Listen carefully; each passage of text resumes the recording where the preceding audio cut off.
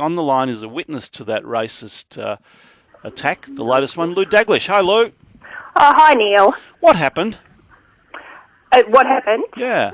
Yeah. The lady who went on to do all the shouting got on the train somewhere in the city loop and sat down with her son, taking up 3 seats. They put bags and stuff between them. How old would the son have been?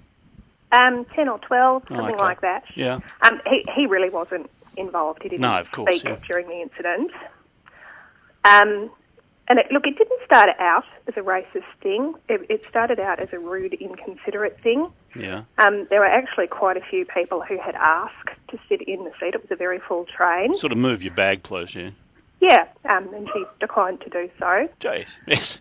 Eventually, when she was confronted, it turned into a racist tirade. So she was confronted by this woman from the Philippines. What did she say to her? Well, the lady from the Philippines was actually very gentle about it. She asked if the seat was taken. It was actually me who confronted the lady and said that I thought she was being inconsiderate and rude. Yeah. She wasn't really interested in me. She told me to mind my own business and then launched into attacking the Filipino lady. And did she say something that it wasn't all on film, I know? What sort of thing was she saying? The whole thing ran for about 20 minutes. Really? And it was still going when I got off the train. The lady who was being attacked had actually moved on at that point, but the ranting was still going. She was saying things like she wished they had dropped a bigger bomb on Hiroshima, that her son should not have to sit next to people of that race, and it was his right to choose not to do so. She used terms like tink and ning-nongs. It was really quite horrible stuff coming out of her mouth. How did the people on the train handle it? What do they do? Yeah, look, the people on the train were great. There were lots of people who spoke up for the lady that it was happening to. And look, it got to the point where further confrontation actually wasn't going to help the situation. And there were lots of people who were trying to pour water on it. There were passengers who tried to give the lady it was happening to an escape route, so offered to change seats with her. There were people who, at the point at which it had become physical, when she was trying to grab the lady's mobile phone, people intervened at that point just gently and got that to stop. There was also a fellow, and I know there's some of the video footage of this, who, well, he drew the fire for a little bit. He got the attention onto him instead. And was he of a different racial appearance? No, he was just a bloke. But he'd asked.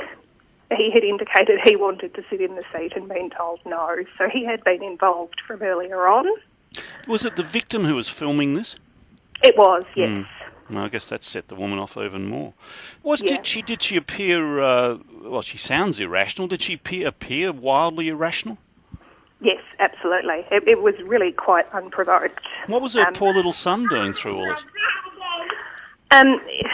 Look, he was sitting watching it. He didn't enter into it at all.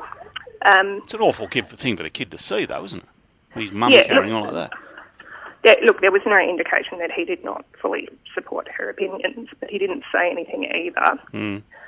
At one point, she swapped seats with her son so she could sit closer to the woman she was yelling at. But that was really the extent of his involvement in it. Did the victim, we've been trying to contact her, I have to speak to her later, did she seem upset? Yeah, look, I believe that it has really affected her. To be singled out on the train like that and have somebody yell at you and become physically aggressive with you, that's an awful thing to happen. Well, it's true. Regardless of what the motivation for it is. Whether it's racial or not, the racial thing adds another element to it. That's right. Did you notice this Department of Justice lanyard on the woman? Yeah, absolutely.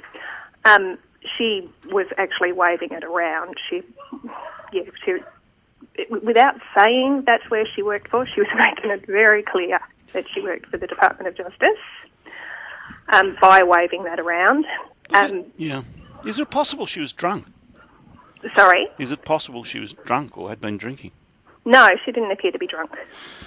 Do you think I'm unfair? I think the Department of Justice should sort of try and find her and deal with it. Do you think that's unfair, or do you think that should happen? I'd really like to see that happen, actually. I contacted them myself the night that it happened, but haven't heard back from them. But look, I understand they would have thousands of employees, and I'm sure they're not easy to identify from video.